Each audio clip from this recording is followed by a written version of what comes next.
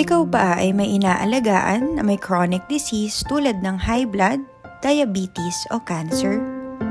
Mas napapadalas ba ang iyong pagkapagod, pagkabalisa at pagkamayamutin? Mas hirap ka bang matulog ngayon o nakapansin ng pagbabago sa iyong gana? Baka ikaw ay nakakaranas na ng caregiver role strain. Ito ay maaring dahil sa sobrang pisikal at emosyonal na demands, kakulangan sa tulog, at limitadong suporta. Ito ay maaaring magdulot ng pagbaba ng kalidad ng pag-aalaga sa ating mga pasyente. Pwede rin itong humantong sa depresyon at paghihiwalay sa iba. Kung ikaw ay nakakaranas nito, magandang humingi ng tulong at suporta. Magpakonsulta na.